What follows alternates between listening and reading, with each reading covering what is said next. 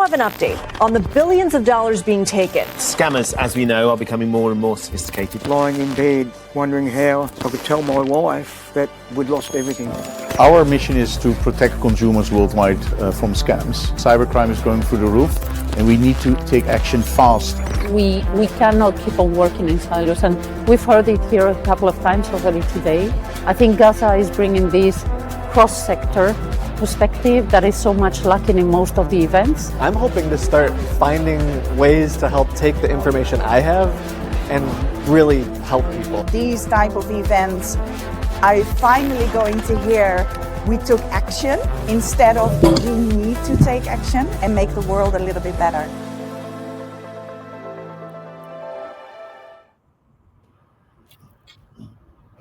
¿Qué tal? Perfecto, muy bien, estamos ya en línea. Muchísimas gracias, muy buenos días a todos. Mi nombre es Cici de la Peña, directora del capítulo México de la Global Anti-Scam Alliance. Les doy la más cordial bienvenida a este webinar vamos a comentar sobre el reporte que acabamos de publicar, está publicado en nuestra página web, sobre el estado de las estafas en México 2025, una problemática que sin duda ha crecido con porcentajes increíbles. Vamos a hablar un poco de los porcentajes. Hoy nos reunimos en un momento crítico para nuestro país. Las estafas ya no son un problema marginal, se han convertido en una amenaza sistemática que toca a millones de mexicanos y mina la confianza en nuestra economía digital. Los números que muestra el reporte y de los que vamos a estar debatiendo, compartiendo hoy con ustedes, lo demuestran de una manera contundente.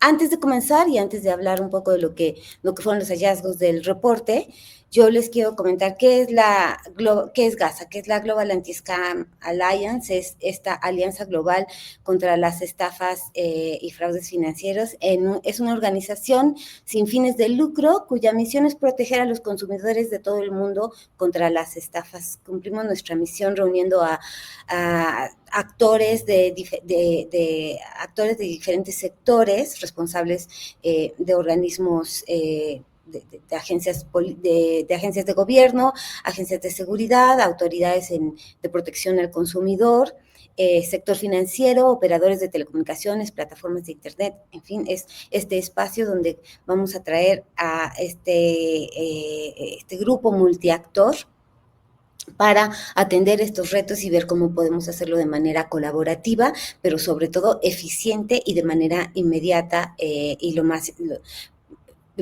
eficiente posible para atender esta problemática. Habiendo entonces dicho esto, yo voy a pasar a dar brevemente un barrido de los principales resultados o los hallazgos de lo que encontramos en este reporte y un poco lo que encuentra este reporte. Según el reporte hoy, 3 de cada 4 adultos mexicanos, es decir, el 76%, han sido víctima de intentos de estafa. Y esto significa que entre ustedes, en sus familias, en sus comunidades, la mayoría ya ha experimentado esto y creo que eso es cierto. Todos de alguna u otra manera hayamos caído o no en las estafas, ya lo hemos sido contactados vía telefónica, vía WhatsApp o de alguna u otra forma. Pero lo más alarmante no es solo la prevalencia, sino la escala y la frecuencia con la que esto se está dando, sobre todo ahora que tenemos tecnologías emergentes como la inteligencia artificial que facilita mucho la expansión de esto. En México estamos hablando de 86 intentos de estafa por persona cada año.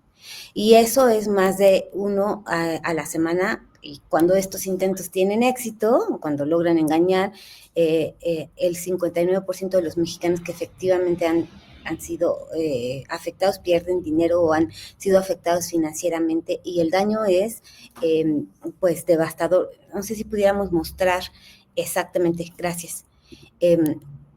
El daño es devastador, 139,000 millones de pesos robados en un solo año y 8,000 millones de dólares que salen de los bolsillos de las familias mexicanas. Lo preocupante es que sabemos cómo ocurren estas estafas. El 79% sucede en plataformas con mensajería directa tipo WhatsApp, Facebook, Telegram, y son espacios que conocemos, que usamos todos los días. Esto lo usamos todos los días, y el 67% comienza con una simple llamada telefónica. Son tácticas simples, accesibles, pero devastadoramente efectivas. Siempre hablamos de la ingeniería social, es la amenaza de ciberseguridad más efectiva. Pero hay otro dato que quizás sea más revelador aún. La mitad de los mexicanos que sufren estafa nunca las reportan. Y cuando preguntamos por qué, descubrimos que el 50% no sabe siquiera a quién acudir. El 36% cree que reportar no sirve de nada. Y debido a esto, pues existe una crisis de confianza institucional tan profunda como la crisis de seguridad digital misma. Por eso estamos aquí hoy.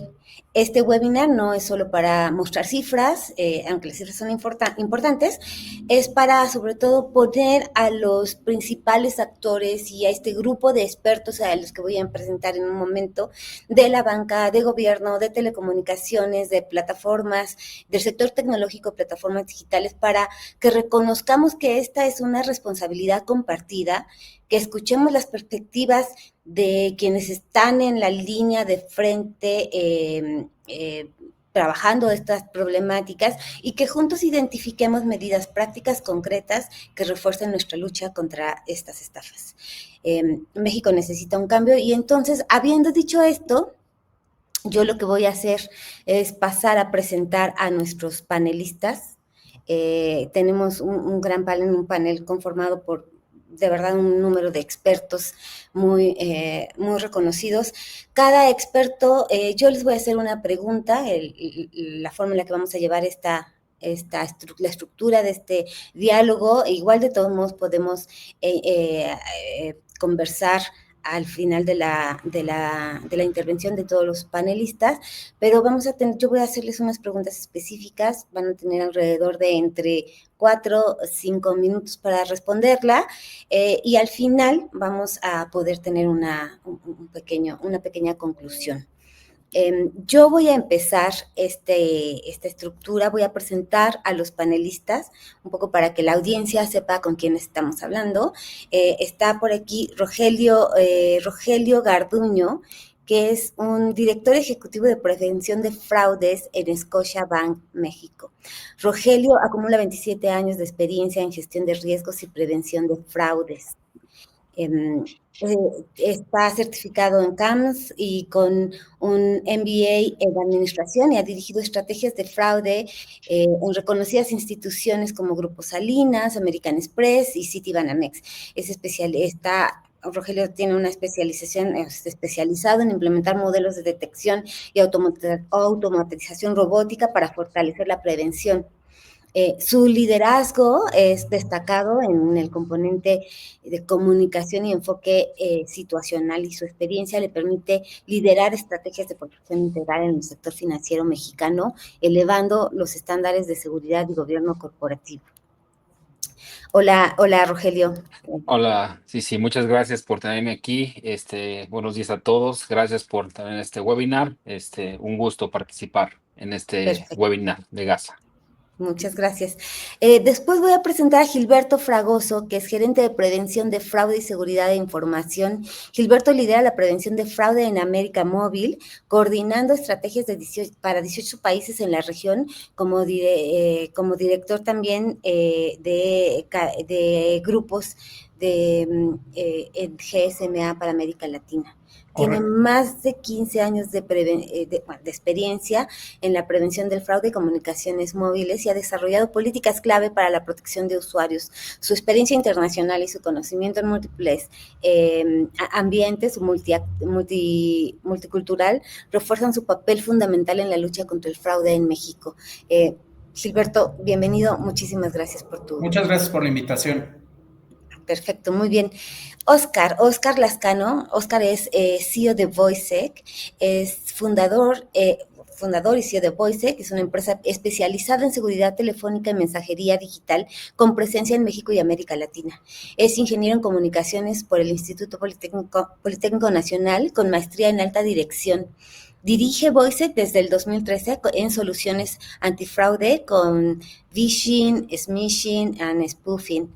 y previamente dirigió VoIP Logic y operó empresas tecnológicas como Red LP, Getronics y su perfil prácticamente es muy completo. Es un técnico que se complementa con publicaciones sobre fraude en América Latina y una muy sólida experiencia en ingeniería de comunicaciones y protección telefónica.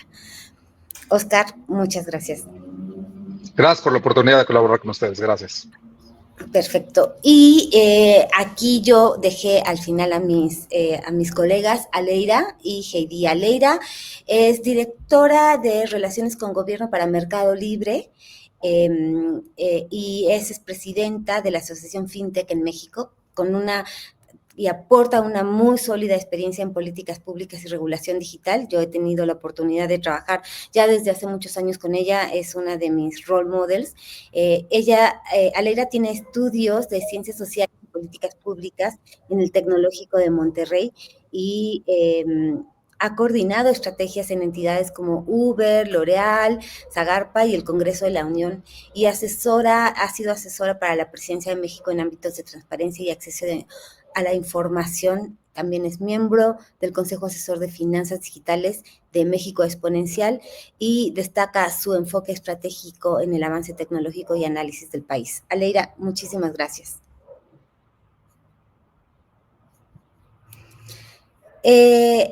Después tenemos a Heidi. Voy a presentar a Heidi.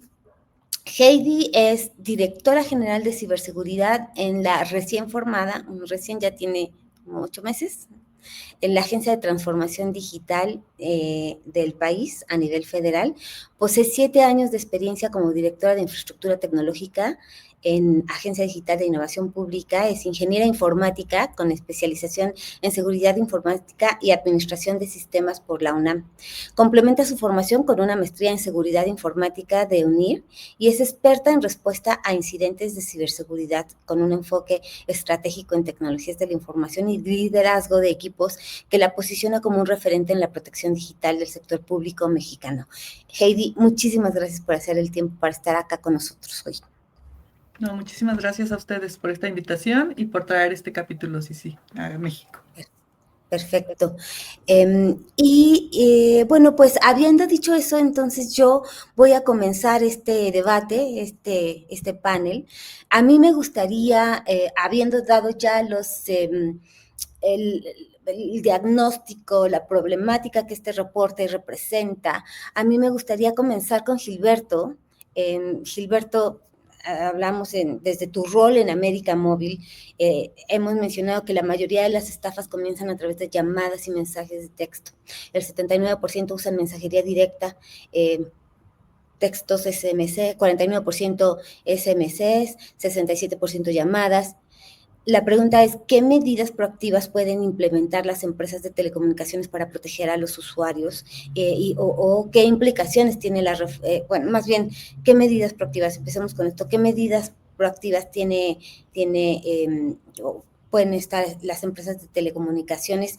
Y después, si al final puedes tocar un poco hemos estado atravesando algunas implicaciones en la reforma de telecomunicaciones para la lucha contra estas amenazas. No sé si al final pudieras también comentar algo que se relacione a qué medidas están ustedes implementando. Sí, claro.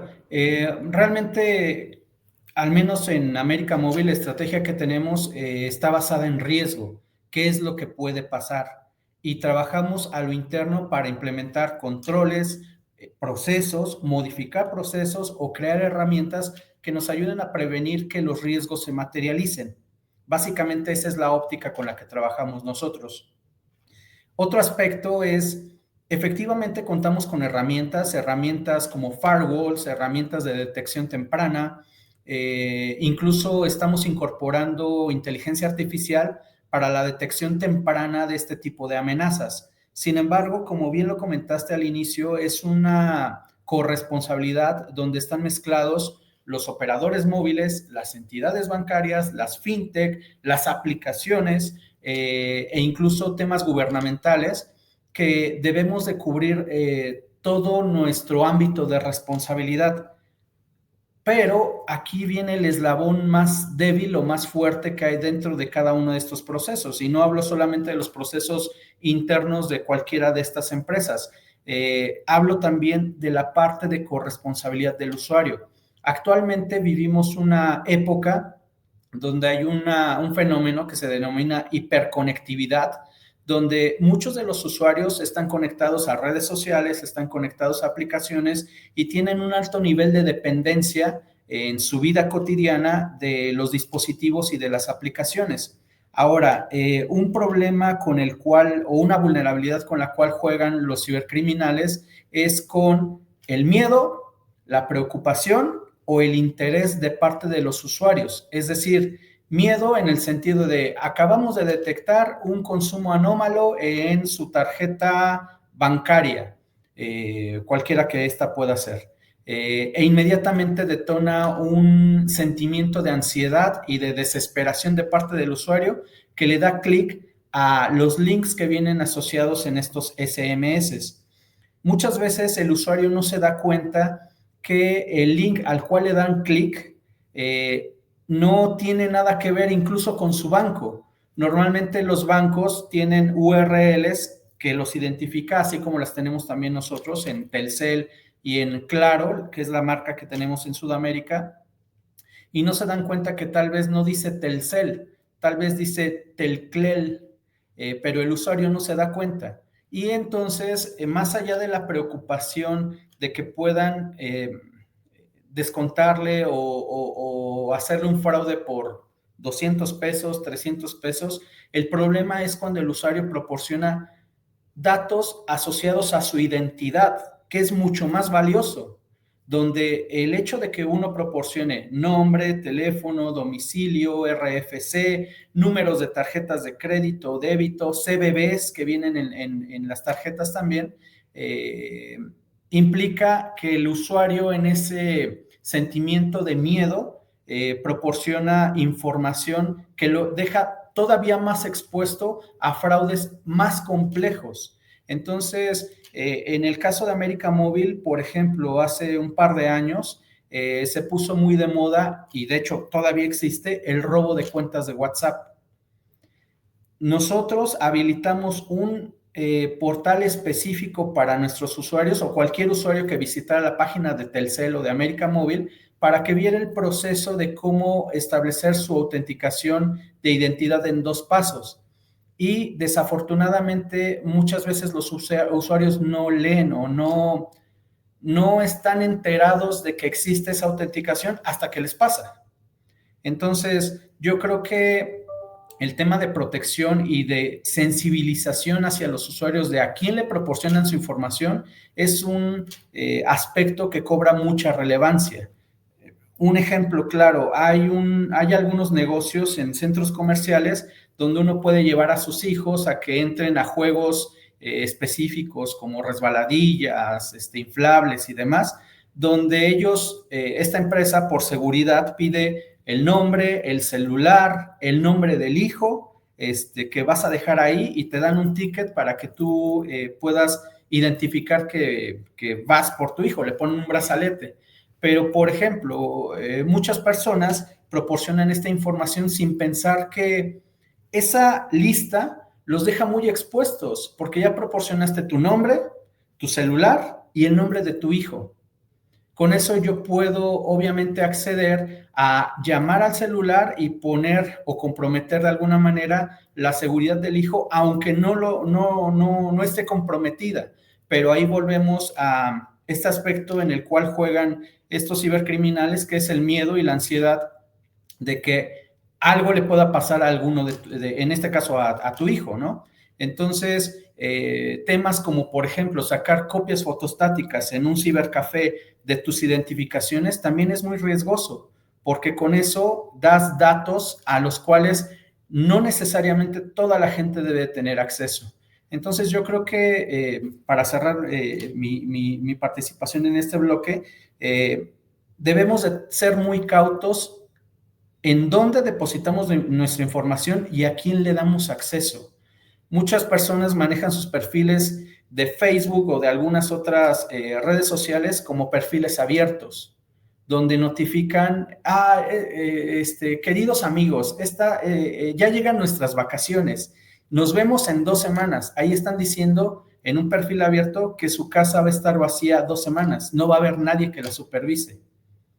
Y si se toman fotos enfrente del domicilio o enfrente de la escuela de los hijos, es un aspecto que también es riesgoso.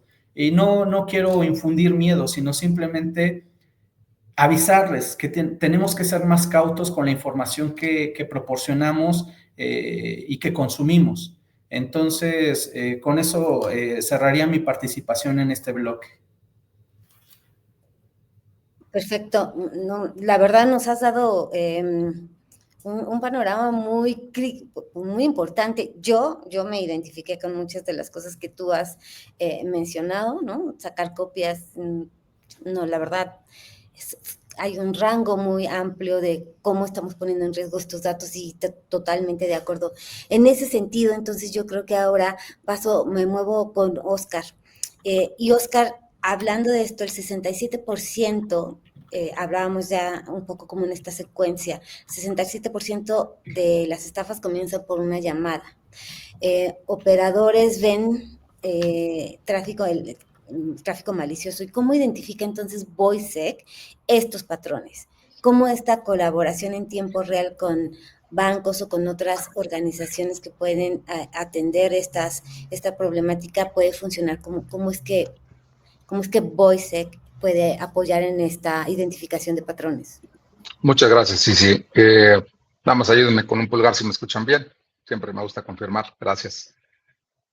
Nuestra lógica o la filosofía de operación es a partir de cero confianza. Es un concepto que en tecnología se conoce mucho en redes, Zero Trust, tiene que ver con perímetros, pero nosotros lo llevamos a la parte de la ingeniería social. En este país, como posiblemente en todo el mundo, tenemos que partir del hecho de que nuestros datos hoy, ahorita, el 5 de noviembre a las 10:23, ya los tiene alguien. Entonces estamos muy tarde en la carrera de querer prevenir que nuestros datos estén en algún lugar. Ya sea por, como apuntó muy bien Gilberto, los dimos, ¿no? Pues, te doy el ejemplo de las alitas, que soy fan, y si en mi cumpleaños me regalan unas alitas, te aseguro que yo voy a dejar mi correo electrónico. Pero ya estamos muy tarde. Hay una capa subyacente de vulnerabilidad tremenda en organizaciones de cualquier tamaño que se exacerba con otra capa impresionante de deslealtad y falta de ética en muchos de los personales que tienen acceso a información. En la granularidad que existe en el mercado de los centros de contacto o business process outsourcing, ¿no? En donde la gente da sus informaciones para que le vendan, para que le compren, etc. Entonces, a nosotros nos gusta partir del hecho de que lo que tiene que ser bloqueado esté bloqueado, ¿no? Entonces, ¿qué hacemos nosotros? Pues nosotros enfocamos esos criterios y recuperando el concepto de corresponsabilidad, que comenta Gilberto, que también apunta muy bien. Nosotros dotamos a las empresas con la capacidad de ejecutar esa corresponsabilidad al tomar el control de su identidad telefónica. Yo quiero señalar esto y lo he señalado muchas veces. Antes de que a una persona le hagan una estafa, a la empresa que corresponde en el caso de la estafa, le están suplantando la identidad. Es decir, si yo quiero hacerte una estafa como Oscar, pues me vas a colgar. Pues, ¿quién es Oscar, no? Pum, adiós. Si yo te quiero hacer una estafa como Scotiabank y tú eres cliente de Scotiabank, ya tengo tu atención. Y también coincido con Gilberto en el hecho de que pues, te manejan en las emociones, el tema de ingeniería social, ¿no? Pero, ¿qué hacemos nosotros? Red de inteligencia. Entender qué está haciendo el defraudador, con conceptos como deception, en donde el defraudador cree que está haciendo el fraude a alguien, pero en realidad le está haciendo fraude a nuestros señuelos, ¿no? Bueno, lo está haciendo fraude, está pensando. Entender cómo se mueve, qué número suplanta, comprender muy bien los parámetros de telefonía, de cómo se construyó la telefonía, porque lo que tenemos hoy no es, hablando de estafas, no es un problema de hackeos. Es decir, no es un tema de inyección de código y que por eso te dice el account takeover. Hay casos, sí, pero no es eso. Es abuso telefónico. Abuso de un teléfono que compré, abuso de una tarjeta que compré, abuso de mensajes que puedo mandar. Y sí, pues la gente se deja engañar. Entonces, ¿qué hacemos nosotros? Empresas tomen el control de su identidad telefónica, porque el camino de colaboración, lograr que un telco cambie sus procesos, esperar a que un registro de celulares esté en su etapa madura, lograr un cambio de regulación, en todo un proceso legislativo que de por sí está diseñado para generar debate y conversación y lo que lleva tiempo, pues nos lleva al punto en donde estamos ahorita, ¿no? Viendo en corto 5 años después, las estafas siguen creciendo. Y por cierto, las estafas siguen creciendo en países en donde han inclusive ya colaborado con telcos y las estafas siguen creciendo. Entonces, la idea es que las empresas, si tú eres un usuario de telefonía empresarial, asume el control de tu telefonía porque la tecnología ya existe. Y también, si eres un usuario de telefonía, pues aprende a usarlo, que es la parte de concientización. Yo los dejo aquí con un paradigma. Las estrategias contra las estafas, que su pilar fuerte es la concientización, están caducas y obsoletas. Porque la tecnología ya existe para reducir la superficie y en ese pedacito que queda, porque en seguridad no hay perfección, entonces ahí es donde la concientización muy bien diseñada, muy amigable, con mensajes donde la gente sí escucha, porque también repito, la gente no lee, o sea, no leemos, me consta, la gente no leemos, y no me refiero a ir a Gandhi y comparto un libro, no leemos el warning, o sea, necesita quemarte. O sea, si hubiera un feature que tu calentarse celular cuando está el defraudador, ahí acabamos el fraude, ¿no? Pero no lo hay y no lo va a haber. Entonces, hacer las cosas amigables hacia los usuarios, pero la empresa tiene que convencerse, aceptarlo y entender. Si tú estás sufriendo de estafas con tus clientes, es porque a ti, empresa, te están suplantando la identidad primero. Totalmente, totalmente una temática muy alarmante y sobre todo lo que nos comentas el mayor problema no son los hackeos, ¿no? Como uno pudiera pensar, sino el abuso telefónico totalmente. Y en este sentido, justamente, no sé si, Ale, tú por ahí ya te escuchamos bien. Yo, un poco para darle la secuencia a esta conversación, quisiera moverme contigo, Ale. Hablábamos que los números dicen el 78% en WhatsApp, ¿no? De las estafas se dan por WhatsApp, el 46% por Facebook y el 18% en Marketplace. También el reporte nos decía que el 50%, cuando estas estafas suceden, el 50% no sabe a quién reportar. Entonces, ¿cómo es que Mercado Libre, esta plataforma de mercado de Marketplace, de las más importantes a nivel Latinoamérica, no solo en México, sino a nivel Latinoamérica, cómo es que este reporte, este contacto con el usuario se va simplificando? ¿Cómo se da? ¿Cómo Mercado Libre atiende o apoya en el proceso de simplificación y reportar el incidente? ¿Y cómo a la vez se da esta colaboración con los bancos y con el gobierno? Y esto lo hago un poco esta pregunta para después pasar a Rogelio, que es del sector financiero, y terminar con Heidi en el sector público, pero justamente en este sentido, que es que cómo esta colaboración, cómo ayudan al reporte, a facilitar el reporte, y después esta colaboración con el sector financiero y el gobierno. Muchas gracias, Isi. Pues sí, a ver, estamos justamente en un momento en donde ya los estafadores son demasiado sofisticados y prácticamente utilizan justamente la confianza y digamos que ahora trabajan basándose en la confianza que el usuario tiene en plataformas como nosotros para igualar desde logos, colores, el lenguaje que utilizamos para poder llegar a ellos y, por ejemplo, mandarles un mensaje y generar esa familiaridad para estafarlos. Nosotros, por ejemplo, desde Mercado Libre también estamos obviamente atacando desde 3 frentes, ¿no? Primero, desde la prevención tecnológica, que sin duda a través de las herramientas con las que contamos, pues estamos trabajando fuertemente para evitar que nuestros usuarios caigan, principalmente dándoles como dándoles las herramientas dentro de la plataforma, tratando justamente de sacarlos de lo que es el mundo físico, la parte en la que ellos pudieran recibir fuera de la plataforma notificaciones. Obviamente nosotros utilizando herramientas innovadoras, basándonos en inteligencia artificial, tan sonado, pero bueno, la verdad es que esto lleva muchos años caminando, contamos con modelos de aprendizaje automático donde nuestro equipo de prevención de fraude está haciendo constantemente esfuerzos para detectar y eliminar desde publicaciones que pudieran infringir nuestras políticas hasta posibles fraudes que pudieran estar, digamos, llevándose o tratándose de llevarse a cabo a través de nuestra plataforma.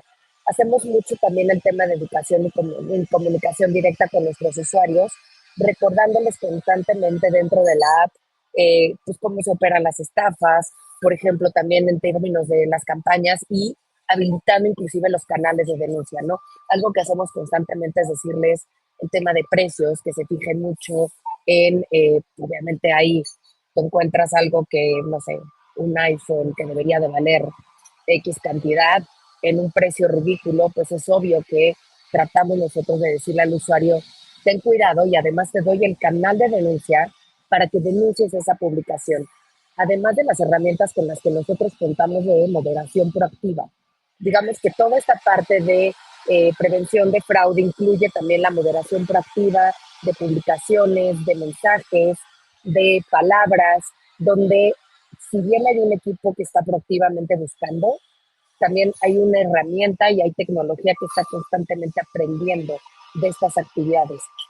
Y por otro lado también, bueno, y ahí contarles un poco que tenemos inclusive desde Mercado Libre y Mercado Pago unas herramientas que nos permiten a través de más de 120 variables detectar si una actividad, si una transacción puede ser fraudulenta. Eso también nos ayuda a que las herramientas van identificando, midiendo al momento de realizar una compra la posibilidad de que sea un fraude. Entonces, digamos que hay esta parte tecnológica más la parte de acompañamiento del usuario, que es mucho de educación al usuario, mucho de mensaje directo con el usuario. Y finalmente, esto que hablabas, que es la colaboración con autoridades, ¿no? Y otros sectores. Nosotros trabajamos coordinadamente con distintas autoridades, tanto desde la parte de prevención del fraude o desde la parte de propiedad, de protección a la propiedad intelectual, desde la parte de protección, por ejemplo, a los usuarios en cuanto a no nada más su propiedad intelectual, sino también, por ejemplo, en cuanto a la salud, combate a la salud. Tenemos, combate a la venta de productos que pudieran atentar en contra de la salud. O, por ejemplo, la venta de productos prohibidos. Entonces, tenemos estos acuerdos de colaboración con autoridades y la forma en la que colaboramos específicamente es, las autoridades tienen inclusive acceso, ciertas autoridades tienen acceso a nuestra plataforma para identificar de manera proactiva también estas posibles publicaciones. Qué mejor de la mano de los expertos que poder identificar algún producto que esté falsificado, algún producto que no cumpla con las regulaciones, etcétera. Y asimismo trabajamos de la mano con muchas marcas que conocen perfectamente pues, toda la parte de cuáles son las particulares de sus productos y cómo es el modus operandi de las personas que ya sea que falsifican o cometen algún ilícito o etcétera, y ellos nos proveen a nosotros de esa información para ir entrenando nuestras herramientas. Es así como a lo largo de estos 25 años hemos ido fortaleciendo todo nuestro sistema y particularmente pues, nutriendo nuestras herramientas de Machine Learning y de inteligencia artificial. Gracias. Wow, genial, no, genial el hecho de que también la tecnología como inteligencia artificial se esté usando a favor de cómo hacer identificar patrones de comportamiento, ¿no? El identificar estas estafas que pudieran tener ciertas características que justamente también hay que utilizar, así como ellos utilizan la inteligencia artificial en contra, nosotros también podemos identificar estos patrones. Y en ese sentido, en ese proceso de colaboración que hablaba Ale, Rogelio, me voy a pasar contigo. En el reporte se identifica que el 49% de las personas verifican métodos reembolsables, pero el 55% ha caído en estafas de compras per se, ¿no? Mecanismos, ¿qué mecanismos detectan o bloquean el fraude en tiempo real? ¿No? Un poco Aleira nos decía estos patrones de estafas, pero cuando el usuario está comprando, cuando está haciendo en tiempo real esa transacción, ¿cómo detectan o cómo pueden ayudar a bloquear el fraude en tiempo real o cómo colaboran con estas plataformas? Y Telcos, un poco la pregunta de vuelta hacia Gilberto, hacia Aleira, ¿cómo colaboran con las plataformas y los telcos para compartir inteligencia? Bien, gracias, sí, sí, y bueno, qué gusto escuchar aquí a todos los compañeros y colegas, ¿no? De todo lo que se está haciendo en los diferentes frentes. Creo que eso nos da la perspectiva mucho más amplia de lo que podría ser cualquier sector en lo que estamos dedicados nosotros. Entonces, aquí en el banco, como saben, y bueno, y todos los que estamos en el webinar, todos, absolutamente todos, manejamos alguna cuenta bancaria o de alguna fintech, que eso es un hecho, ¿no? Eh, y lo que hacemos nosotros, bueno, y lo voy a enfocar en tres grandes verticales, ¿no? Lo primero es alineado con la tecnología. La tecnología ya es parte, ¿no? Inminente de cualquier plataforma financiera, ¿no? O sea, llámese fintech, llámese institución financiera, y como lo bien lo comentaron, hay muchos algoritmos ya de diferentes formas, ¿no? Pero también hay mecanismos de compra. Déjenme, voy a los mecanismos. Ahorita aprovechando que viene el Buen Fin, ¿no? El Buen Fin está próximo, la próxima semana se acerca y todos tenemos ahí interacción. Entonces ahí, por ejemplo, muchas de las grandes ofertas son por e-commerce, por comercio electrónico. Y es ahí, en esos puntos, donde los bancos colaboramos con el ecosistema, son pues, los comercios, los bancos, los adquirentes, ¿no? Y las cámaras de compensación. Ese es el ecosistema para hacer toda la compra que nosotros hacemos. Entonces, con base en eso, nosotros creamos algoritmos. Voy a hablar en general de lo que hacemos en Scotiabank, pero es muy similar en toda la banca. Son algoritmos con base en comportamiento transaccional. Hay diferentes tipos de compra en comercio electrónico. Los digo porque para que veamos el reto que tiene el usuario, ¿no? O sea, el usuario tiene varios retos, ¿eh? Nosotros lo vemos desde una perspectiva que conocemos, dominamos y se nos facilita explicarlo y entenderlo. Pero cuando tú estás del otro lado como usuario y quieres hacer tu compra, pues en ese momento quizás todo lo que ahorita comentaron, hay que estar alerta, hay que identificarlo, como decía Oscar, te debe de casi quemar, ¿no? La alerta. No tienes quizás los sentidos abiertos porque estás buscando tú una compra o un accesorio. Entonces, ahí vienen los mecanismos de la tecnología. Cuando se compra en e-commerce, hay dos modalidades para comprar en e-commerce, lo que llamamos nosotros comercio seguro y comercio no seguro. Un comercio no seguro es cualquier website, cualquier link, tú metes tu dato de tu tarjeta y entra el banco dice, sí, te permito comprar, no te permito comprar, si no hay riesgo de fraude, ¿no? ¿Eso qué significa? Que si tu sistema tecnológico no identifica variables que en el score de riesgo sea de alto, lo va a dejar transaccionar. ¿Qué pasa? Que es ahí lo que decían ahorita, si te metes a un website falso, si te metes a un link que nos decía Gilbert también, si te metes a un link que te llega por SMS y compras y es una cantidad baja y es fraudulento, regularmente tú vas a ser víctima de esas estafas. Entonces, ¿qué hacemos ahí los bancos para colaborar y ayudar al usuario y colaborar con todo el ecosistema? Es el comportamiento transaccional del usuario. Si es una compra pequeña y eso, pues regularmente lo vamos a dejar pasar.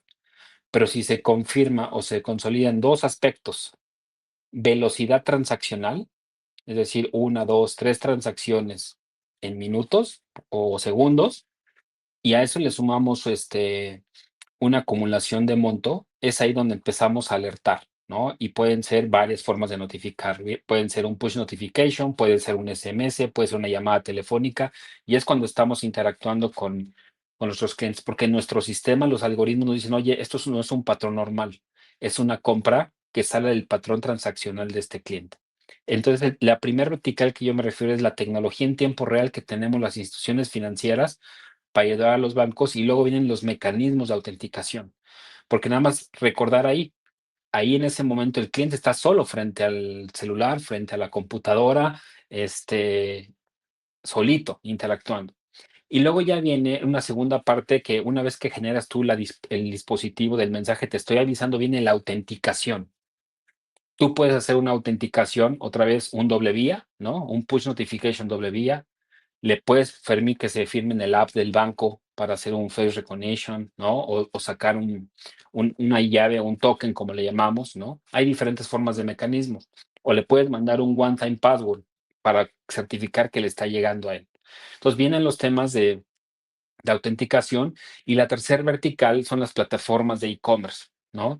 Que ahí tenemos colaboración directa con los marketplaces, ¿no? Por ejemplo, ahorita que con Mercado Libre interactuamos muchísimo, ¿no? Y hay muy buena comunicación entre las áreas de relación, entre las áreas de prevención de fraudes, ¿no?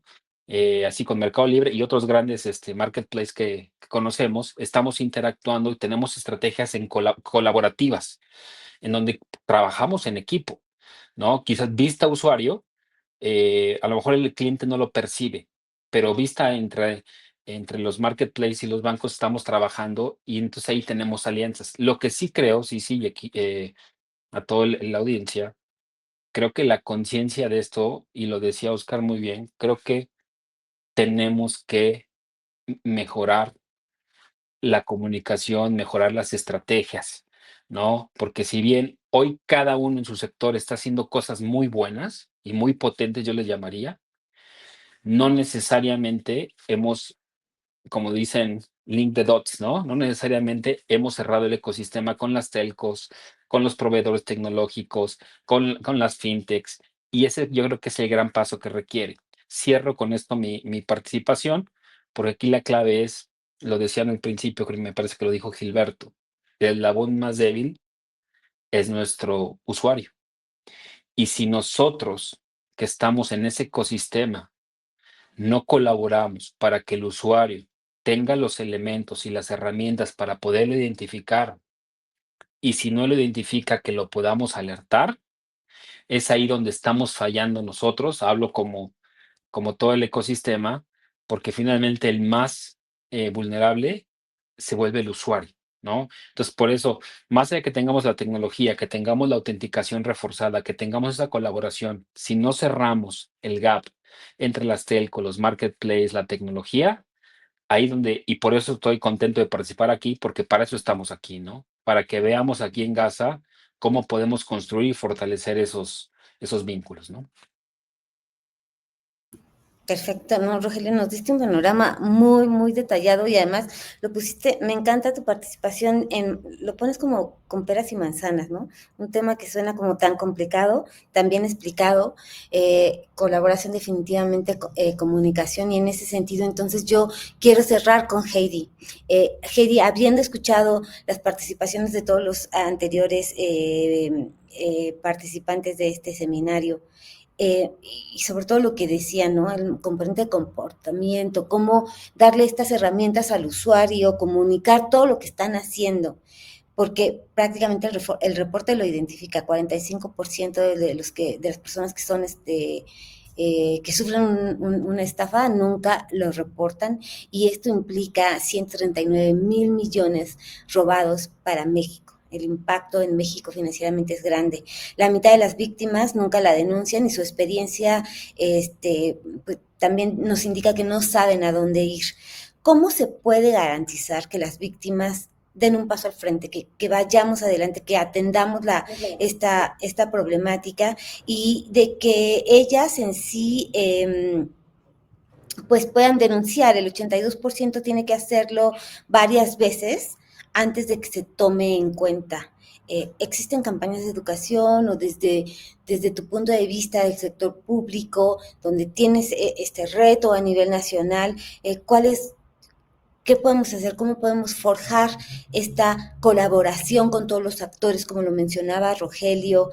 ¿Qué tipo de colaboración multiactor esperarían ustedes desde el sector público que sucediera? Que justamente nosotros como Gaza estamos también aquí para apoyar y fomentar esa colaboración, pero ¿cómo lo ven ustedes? Sí, muchas gracias, y sí, muchas gracias a todos los colegas que estamos aquí participando. Cuando hablamos de que el 45% de las víctimas nunca reporta, y que se están perdiendo 139,000 millones anualmente por estafas, Lo que vemos no es solo una cifra económica, sino una real crisis de confianza institucional. Si la mitad de las personas no denuncia porque no sabe a dónde acudir y el 82% de las que sí lo hace, debe hacerlo varias veces antes de que realmente la escuchen, pues esto está reflejando un sistema fragmentado, lento y poco empático con la víctima. En ese sentido, necesitamos hacer 3 realmente transformaciones muy, muy profundas. Una sería diseñar un sistema de denuncia centrado en el ciudadano. Existen actualmente múltiples canales, la Policía Cibernética, la CONDUCEF, la Guardia Nacional todavía, las fiscalías, los bancos y las propias plataformas, como ya mencionamos. Pero no hay una ruta clara ni una interoperabilidad entre ellas. Esto es, se requiere una especie de ventanilla digital única, nacional, incluso accesible desde cualquier dispositivo, que permita reportar estafas de forma simple, segura y que automáticamente también dirija el caso a la autoridad competente. Esto podría estar respaldado, por ejemplo, por un protocolo de interoperabilidad antifraude, donde las instituciones públicas y privadas compartan datos de incidentes de manera segura y, claro, anonimizada. Esta sería una de las primeras 3 grandes transformaciones que necesitaríamos hacer ya. Y una segunda es construir confianza a través de la respuesta y la retroalimentación.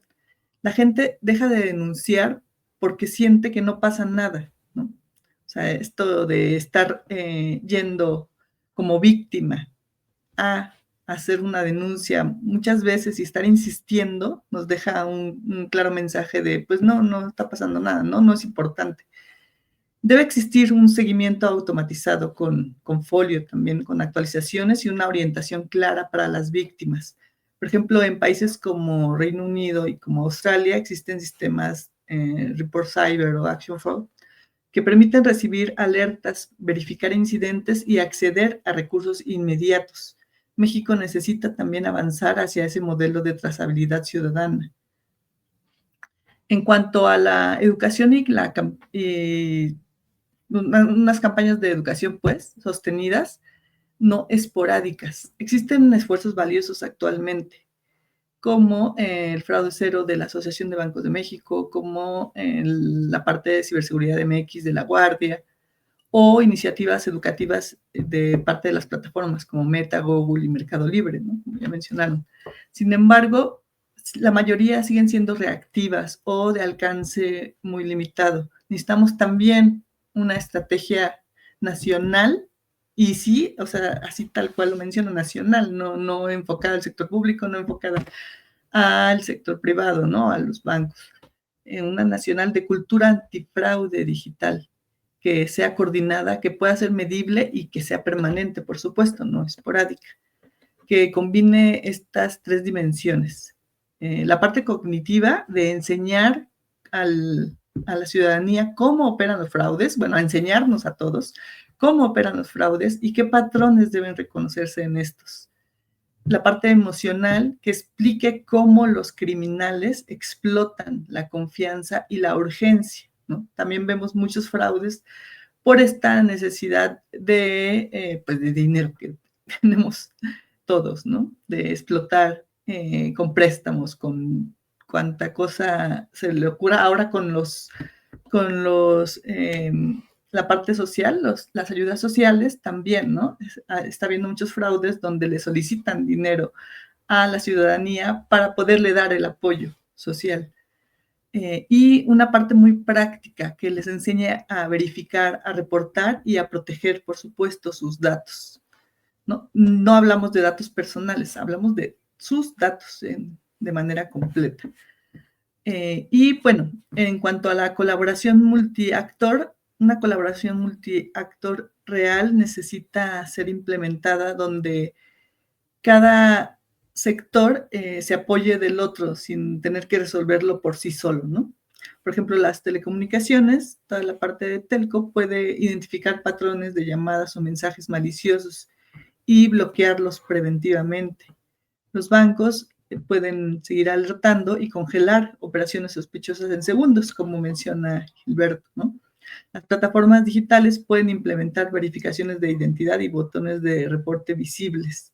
Y en el caso del sector público, pues coordinar todo este flujo de información, estandarizar reportes y generar estadísticas públicas que permitan realmente medir el impacto de estas acciones.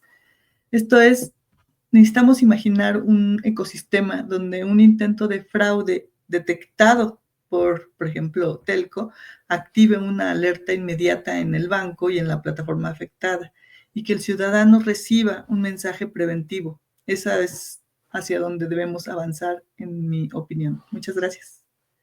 No, perfecto, no, genial, genial. Además, me encanta ver que esta visión que tienes a nivel nacional está también basada en la colaboración con todos los otros actores. Y yo creo que todos los que estamos aquí estamos más que felices de colaborar y de apoyar al gobierno en esta lucha a nivel nacional y en estas iniciativas con plataformas, con estrategias nacionales de cultura antifraude.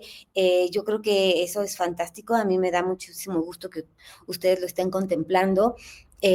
Cuenten con Gaza, definitivamente cuenten con Gaza para que esto suceda. Y yo un poco voy a dar el cierre a este seminario. Ha quedado claro en esta conversación que las estafas no son un problema de un solo sector, no es un desafío, más bien es un desafío que requiere que todos, banca, gobierno, telecomunicaciones, tecnología, educadores, miremos hacia la misma dirección, porque lo que hemos estado escuchando hoy a través de estos minutos es que todo apunta hacia algo fundamental. Necesitamos pasar de respuestas aisladas a una verdadera inteligencia compartida. Lo mencionaba Heidi en esta participación de cierre, una ventanilla única nacional donde el sector financiero, las plataformas digitales, las autoridades compartan datos en tiempo real sobre patrones de fraude, como lo mencionaba Rogelio y Aleida, sobre estafadores activos y tácticas emergentes. Porque mientras sigamos trabajando en silos, mientras la información que tiene un banco no llegue al gobierno y la que tiene la plataforma no alcance las telecomunicaciones, seguiremos perdiendo la batalla. La tecnología ya existe, ¿no? Estamos mencionando, ya se está utilizando inteligencia artificial, sistemas de machine learning, pero la capacidad de coordinar también existe, está ahí, ¿no? Está a la disposición de todos los actores. Lo que falta es más bien, yo creo que hacer que esta institucionalización de coordinación se implemente y que yo la voluntad además también la veo, ¿no? Habrá nada más que echar a andar esto para que la confianza entre estos sectores, la confianza del usuario, pues esté ahí. México tiene los recursos, tiene los líderes, ¿no?, muy capacitados, tiene la urgencia, y lo que necesitamos ahora pues es una acción coordinada y un pacto nacional contra las estafas, y definitivamente en este sentido la Global Anti-Scam Alliance, con la apertura ahora del capítulo México, estamos más que dispuestos a hacer ese espacio de colaboración. Yo les agradezco mucho a nuestros panelistas esta conversación honesta y les invito a que nos acompañen a que construyamos esta ventanilla única que mencionaba Heidi, ¿no? Porque creo que proteger a estos 139 millones de mexicanos de perder 8,000 millones de dólares anuales, pues no es opcional, es responsabilidad de todos, ¿no? Entonces yo estoy muy contenta por lo que aquí se ha establecido. Creo que los pasos hacia lo siguiente es articular este deseo, esta voluntad de coordinación con todos los actores que están aquí. Yo agradezco mucho. Yo quiero además pues agradecer sobre todo el que estemos arrancando con este capítulo, esta iniciativa, y agradecer sobre todo a Scotiabank y a Boisec por ser los miembros fundadores del capítulo México, ¿no? Impulsando con esta voluntad de empezar a institucionalizar esta coordinación. Agradezco mucho a Leira, a Heidi, esta voluntad también de participar. Ya estaremos identificando cómo la formalización de esta colaboración también se aterriza. Por ahí también, además de, yo mencioné Rogelio y Oscar, bueno, Scotiabank y Boisec como miembros ya del capítulo México, pero también darles la buena noticia de que Nasdaq se suma también ya como miembro, como partner del capítulo México de Gaza. Así es que, pues, muchísimas gracias. Gracias a todos ustedes. estaremos anunciando cuáles son los siguientes pasos. Ya tenemos una lista que estamos cerrando con los socios del capítulo para identificar y que estaremos compartiendo con otros actores a los que vamos a traer a la mesa. Les mando un abrazo muy fuerte. Muchísimas gracias por su tiempo a todos y a la audiencia también. Muchísimas gracias por su tiempo. Un placer. Hasta luego. Sí, gracias, colegas. Hasta luego. Gracias.